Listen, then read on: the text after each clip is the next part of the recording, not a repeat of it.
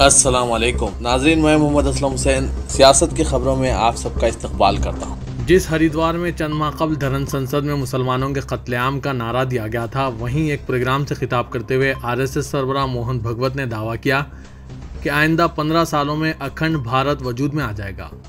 इसके साथ ही उन्होंने मुतनबा किया है कि जो इसके रास्ते में आएंगे वो मिट जाएंगे।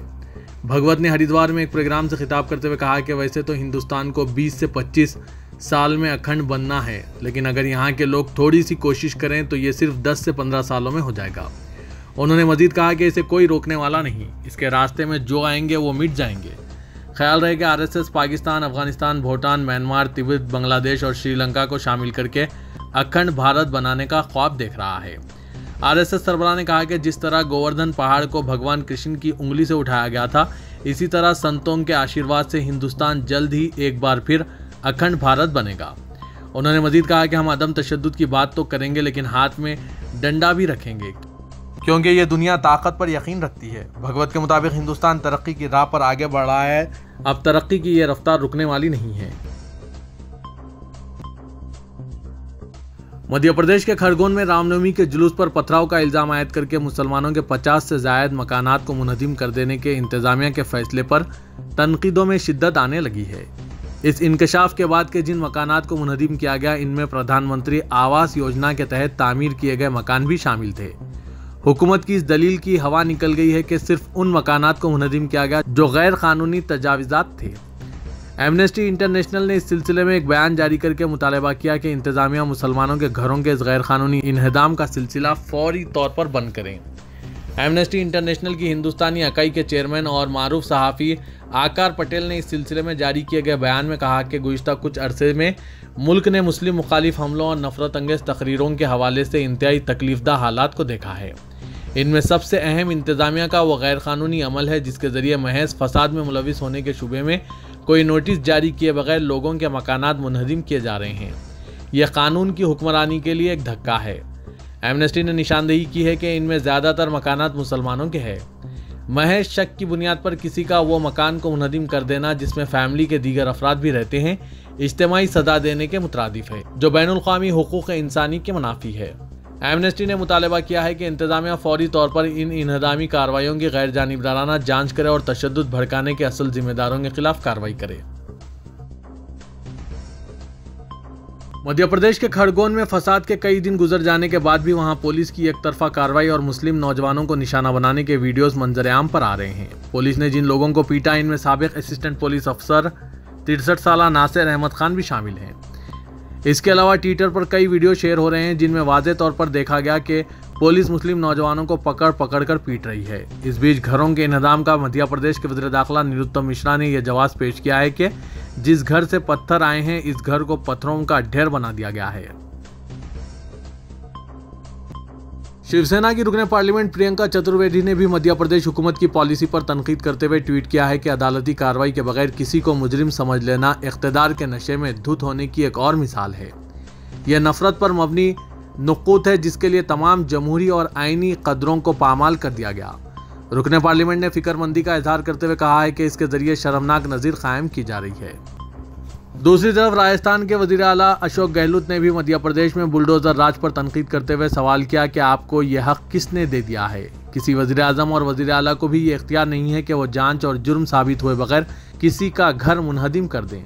उन्होंने कहा कि ज़रा सोचिए कि बेकसूर लोग किन हालात से गुजर रहे होंगे। कुल हिंद मजलिस इत्तेहादुल मुस्लिमीन की उत्तर प्रदेश में शर्मनाक शिकस्त के बाद रुकने पार्लियामेंट हैदराबाद व सदर मजलिस असदुद्दीन अवैसी ने ऐलान किया है कि इनकी पार्टी गुजरात के असेंबली इंतखाबात में हिस्सा लेगी और इंतखाबी तैयारियां शुरू कर चुकी हैं। उन्होंने कहा कि मजलिस की रियासती यूनिट इस बारे में अनकरीब फैसला करेगी कि गुजरात में कितनी नशिस्तों पर मुकाबला किया जाए, जहां कई सालों से कांग्रेस और बीजेपी के दरमियान दो रुखी मुकाबला हो रहा है। अपने अहमदाबाद दौरे के दौरान सहाफ़ियों से बात करते हुए असदुद्दीन अवैसी ने कहा कि मजलिस अपनी पूरी ताकत से मुकाबला करेगी जिस तरह से उसने उत्तर प्रदेश में मुकाबला किया था, और इस बात को यकीनी बनाएगी कि 182 रुकनी असेंबली में इसकी नुमाइंदगी हो।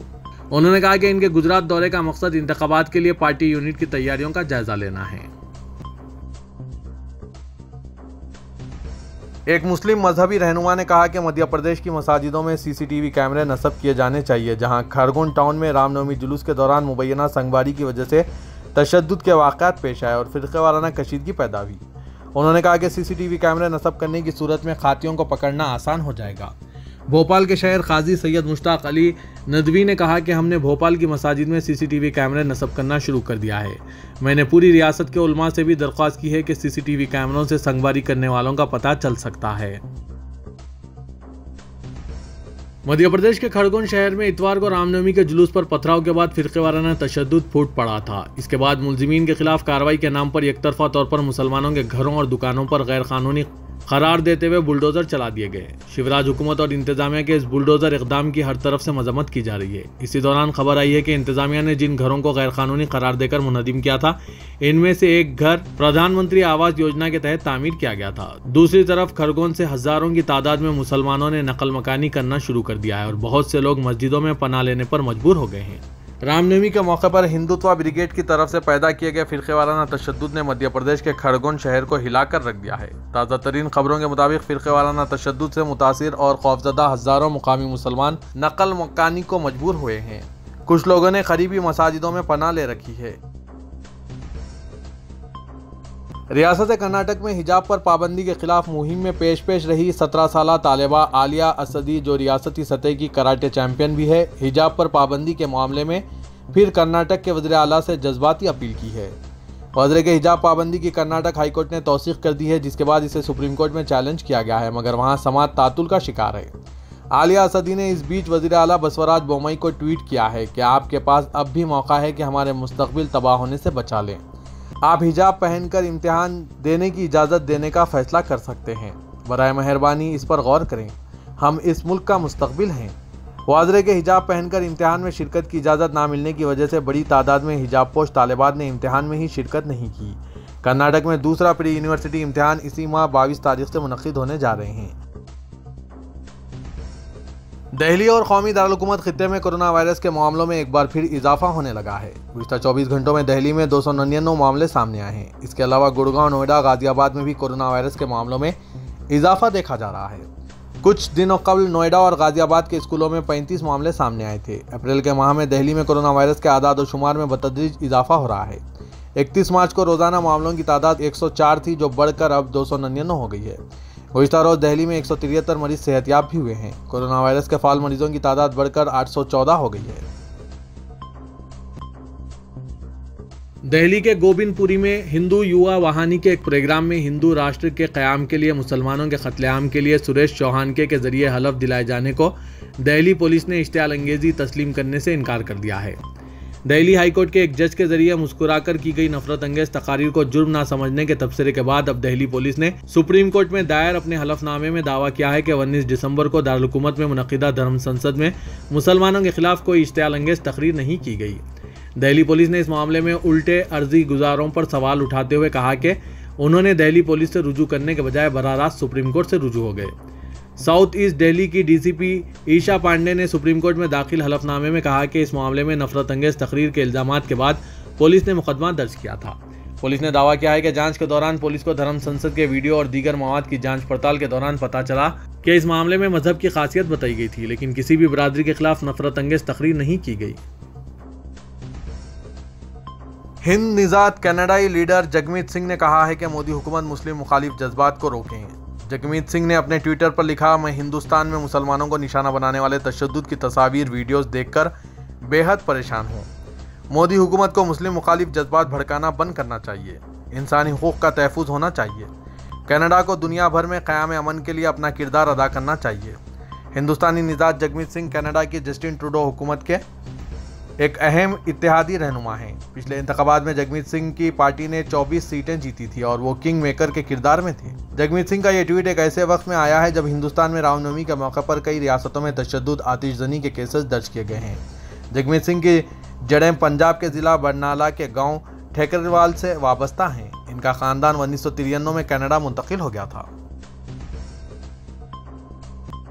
हरमैन शरीफीन के उमूर की जनरल प्रेसिडेंसी ने रमज़ान मुबारक के पहले 10 रोज़ के दौरान में मस्जिद हरम में ली गई तस्वीरें जारी की है। यकम से 10 रमज़ान के दौरान में नमाजियों और मोतमरीन की एक बड़ी तादाद मस्जिद हरम और मस्जिद नबी सल्लल्लाहु अलैहि वसल्लम में मौजूद थी। इन लोगों ने ईमान अफरोज़ फ़िज़ाओं में इबादत और मनासिक अदा की। इस मौके पर मुतालिका इंतज़ामिया के मुतअद्दिद ज़िम्मेदारान और कारकुनान भी मौजूद रहे। हरमैन शरीफीन की इंतज़ामिया ने रमज़ान के पहले अशरे के दौरान में 1.5 लाख से ज़्यादा मोतमर और ज़ायरीन का इस्तकबाल किया। तेलंगाना के वज़ीर दाखिला मोहम्मद महमूद अली ने कहा कि सेक्रेटेरिएट मसाजिद के तामीराती काम तेजी से जारी हैं। वादे के मुताबिक सेक्रेटेरिएट के इफ्तिताह से कबल मसाजिद का इफ्तिताह कर दिया जाएगा। वज़ीर दाखिला ने आज तामीराती कामों का मुआयना किया और कहा कि मस्जिद दफातिर मोतमदी का काम छत तक पहुंच चुका है, जबकि मस्जिद हाशमी के फाउंडेशन का काम मुकम्मल हो चुका है। मोहम्मद महमूद अली ने कहा कि दोनों मसाजिद की तामीर काफ़ी मजबूती से की जा रही है ताकि आइंदा 100 या 150 साल तक मसाजिद महफूज रह सकें। मस्जिद अल्लाह का घर होता है। मसाजिद के नाम पर किसी किस्म की सियासत नहीं की जानी चाहिए, मगर चंद लोग सिर्फ सस्ती शोहरत के लिए सियासत करके अवाम के जहनों को मुंतशिर कर रहे हैं और अवाम को गुमराह किया जा रहा है। उन्होंने कहा कि KCR ने वादा किया है कि सेक्रेटेरिएट की दोनों मसाजिद की तामीर और इसके इफ्तिताह के बाद सेक्रेटेरिएट का इफ्तिताह किया जाएगा। इसमें किसी को शुबात की जरूरत नहीं है। हैदराबाद सिटी पुलिस कमिश्नर की दरख्वास्त पर रिजर्व बैंक ऑफ इंडिया ने तेलंगाना में कारकर्द 51 अर्बन कोऑपरेटिव और दीगर बैंक्स का इजलास तलब किया था कि जारिया साल महेश कोऑपरेटिव बैंक के हैकिंग के मामले के बाद साइबर सिक्योरिटी इकदाम पर तबादला ख्याल किया जा सके। इस मामले में 12 करोड़ 48 लाख रुपए की रकम हैक कर ली गई थी। इस इजलास में ऑनलाइन बैंकिंग के खतरात के बारे में बैंकिंग तबके में बेदारी लाई गई। मुख्तलिफ तरीकों के जरिए महेश बैंक में की गई हैकिंग की तफसीलात से वाकिफ करवाया गया। इस सिलसिले में 23 मुलजिमीन बशमुल 4 नाइजीरियाई बाशिंदों को गिरफ्तार करते हुए 3 करोड़ रुपए की रकम बरामद की गई। कमिश्नर पुलिस हैदराबाद CV आनंद ने तमाम बैंक्स में मुनासिब सिक्योरिटी इक़दाम की जरूरत पर जोर दिया।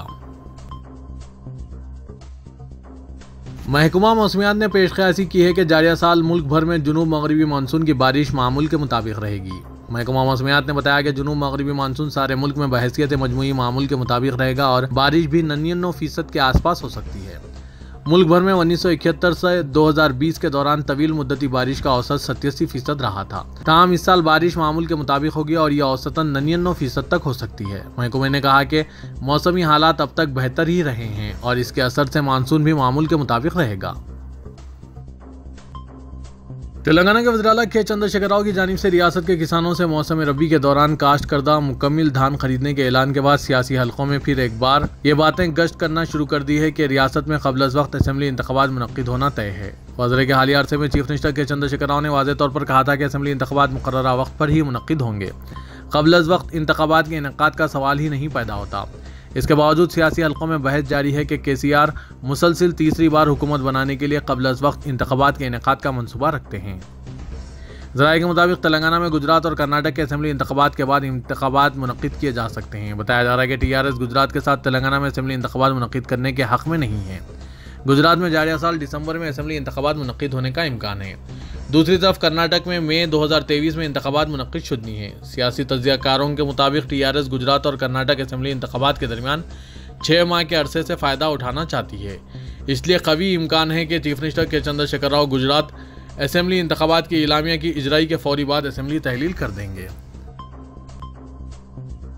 रुकन पार्लियामेंट हैदराबाद और सदर मजलिस असदुद्दीन अवैसी ने इल्ज़ाम लगाया है कि गुजरात पुलिस ने खामभट टाउन में रामनवमी जुलूस पर हमले के लिए जिन अफराद के खिलाफ मुकदमात दर्ज किए हैं वो बेकसूर हैं और वाक़े के वक्त वो नमाज पढ़ रहे थे। रामनवमी जुलूस के दौरान 10 अप्रैल को हिम्मतनगर और खामभट टाउन में फ़िरक़ावाराना झड़पों के बारे में इज़हार ख़्याल करते हुए असदुद्दीन अवैसी ने कहा कि BJP ज़ेर-ए-क़यादत हुकूमत नज़्म व कानून की बरकरारी में नाकाम हो गई है। ओवैसी ने मीडिया को बताया कि गुजरात मजलिस इत्तेहादुल मुस्लिमीन की एक टीम ने तशद्दुद के बाद खामभट टाउन का दौरा किया। इन्हें मालूम हुआ है कि जिस वक्त ये वाक़ा पेश आया ये लोग नमाज अदा कर रहे थे, जिनके खिलाफ पुलिस ने मुकदमा दर्ज किया है। ये रियासती हुकूमत की जिम्मेदारी थी कि वो जुलूस के पुरअमन इनेक़ाद को यकीनी बनाते। तो ये था आज का खबरनामा। खबरों से मुतालिक कमेंट के जरिए आप अपने ख्यालात पेश कर सकते हैं और साथ ही इस वीडियो को लाइक कीजिएगा। तो मैं मोहम्मद असलम हुसैन अब आप सबसे इजाज़त तलब करता हूँ। तो दीजिए इजाज़त। अल्लाह।